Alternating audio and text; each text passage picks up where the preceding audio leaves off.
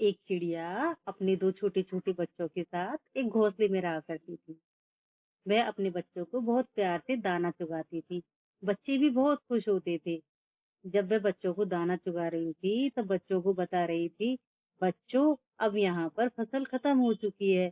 अब मुझे दाने के लिए दूसरे गांव जाना पड़ेगा। मैं कुछ दानों का इंतजाम करके घोंसले में रख जाऊंगी और एक दिन के बाद जब मैं वापस आऊंगी तो तुम्हारे लिए और भी दाने लेकर आऊंगी। पहले तो बच्चों ने मना कर दिया, पर भूख और मजबूरी को देखते हुए बच्चे भी तैयार हो गए। अगले दिन सुबह वह चिड़िया कुछ दानों का इंतजाम करके घोंसले में रखकर चली गई। जब वह जा उड़ रही थी तो उड़ते उड़ते बहुत थक गई और वो एक पेड़ पर जाकर बैठ गई। जब पेड़ पर वह बैठी तो उसे नींद आ गई। जैसी उसे नींद आई तब एक शिकारी ने उसे पकड़ लिया और पिंजरे में बंद कर दिया। कि शिकारी उसे अपने घर ले गया और अपनी पत्नी से बोला कि इसे रात भर के लिए पिंजरे में ऐसे ही बंद रहने देना, अगली सुबह हम इसे बेच देंगे। हालांकि शिकारी की पत्नी को पशु पक्षियों का शिकार करना अच्छा नहीं लगता था, परंतु वह बेचारी भी क्या करती। पतिव्रता धर्म के कारण उसने उस चिड़िया को पिंजरे में रहने दिया। जब रात के समय वह सो रही थी तो पिंजरे के पास से आवाज आ रही थी। वो आवाज भी क्या थी, नारायण नारायण नारायण। उसने देखा कि आसपास तो कोई भी नहीं है, तो ये आवाज कहाँ से आ रही है।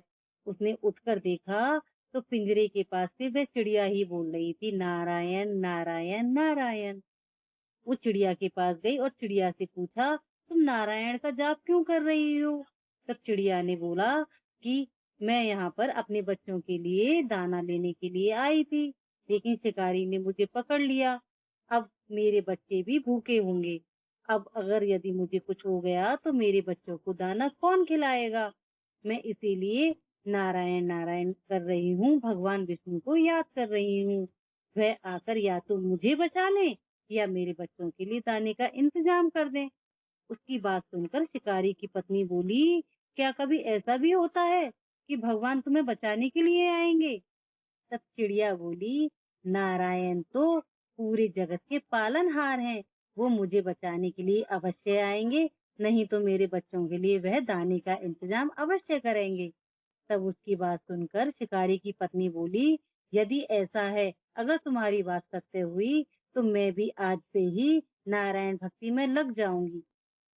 अगले दिन जब शिकारी चिड़िया को बेचने के लिए ले जा रहा था तब शिकारी की पत्नी बोली, मैं भी आपके साथ चलूंगी, वह देखने के लिए कि क्या सच्ची में नारायण भगवान आते हैं और इस चिड़िया की जान बचाते हैं या नहीं। वह अपनी शिकारी के साथ साथ चल दी। शिकारी ने उस चिड़िया को एक कसाई को बेच दिया।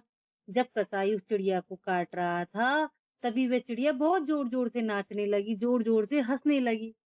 यह देखकर शिकारी की पत्नी भी अचंभित हो गई और चिड़िया से बोली, तुम तो मरने वाली हो, फिर तुम क्यों नाच रही हो, क्यों गा रही हो, क्यों हंस रही हो। इस पर चिड़िया बोली, मैंने तुमसे कहा था ना कि नारायण भगवान या तो मुझे बचा लेंगे या मेरे बच्चों के लिए दाने का इंतजाम कर देंगे। और भगवान ने मेरी सुन ली, उन्होंने मेरे बच्चों के लिए दाने का इंतजाम कर दिया। जब इतनी बातें हो रही थी तभी वहाँ एक औरत आई और आकर कसाई से बोली, आप इस चिड़िया को मत काटो, इस चिड़िया को आप मुझे दे दो, आपको इसके बदले में जो भी पैसे चाहिए वह मैं आपको दूंगी।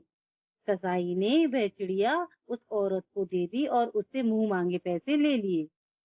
तब शिकारी की पत्नी ने उस औरत से पूछा, तुमने इस चिड़िया को क्यों खरीदा है, ये तुम्हारे किस काम आएगी। शिकारी की पत्नी को बताया कि मेरा बच्चा बचपन से गूंगा है और मुझे किसी साधु संत ने बताया था कि कहीं पर एक चिड़िया की बलि दी जा रही है, अगर तुम उस चिड़िया को बचा लोगी तो उसका झूठा पानी अगर तुम अपने बच्चे को पिलाओगी तो तुम्हारा बच्चा बोलने लग जाएगा। जब मुझे पता चला तो मैं भागी भागी यहाँ पर आई और मैंने इस चिड़िया को बचा लिया और मैं अब इसका झूठा पानी अपने बच्चे को पिलाऊंगी। और उसने उस चिड़िया से झूठा पानी करा के चिड़िया को भी आजाद कर दिया। चिड़िया ने बताया, देख ली तुमने मेरी भक्ति और मेरे भगवान की शक्ति, देख लो उन्होंने मुझे भी बचा लिया और मेरे बच्चों के लिए दाने का इंतजाम भी कर दिया। उसकी बात सुनकर शिकारी और उसकी पत्नी दोनों हतप्रभ रह गए और तभी से उन्होंने गलत काम अर्थात शिकार करना छोड़ दिया और उनके साथ साथ कसाई ने भी अपना काम छोड़ दिया। वह सब भी भक्ति में लग गए। बोलो नारायण नारायण।